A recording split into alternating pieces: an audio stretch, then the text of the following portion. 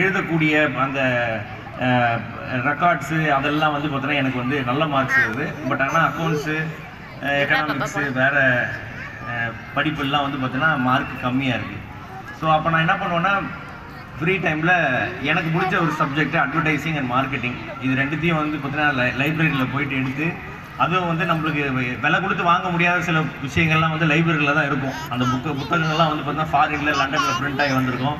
அதை திறந்து பார்க்கும்போதே அப்படியே பல அந்த அழகாக இருக்கும், நல்லா வாசனையாக சூப்பராக இருக்கும். ஸோ அந்த புத்தகங்கள்லாம் படிக்க ஆரம்பித்தேன் அப்படின்றத தாண்டி இது படிக்க ஆரம்பிச்சிருந்தா எப்படி அதுதான் நான் பண்ணது. ஸோ இன்றைக்கி வந்து 2 பசங்களுக்கு வந்து சிறந்த ரீடர் அப்படின்னு சொல்லிட்டு கொடுத்தாங்க இல்லையா, அதுமாதிரி அடுத்த வருஷம் எல்லாருமே வந்து லைப்ரரியில் போய் ஏதாவது ஒரு சாதனையை பண்ணணும். நீங்கள் அட்லீஸ்ட் லைப்ரரி போனாலே அது ஒரு நல்ல பழக்கம் நான் சொல்கிறேன். ஸோ இன்றைக்கி நான் வந்து நான் அதிக டைம் எடுத்துக்கல. இதை நான் வந்து பார்த்தீங்கன்னா இந்த விஷயத்தை உங்கள் குழந்தைங்க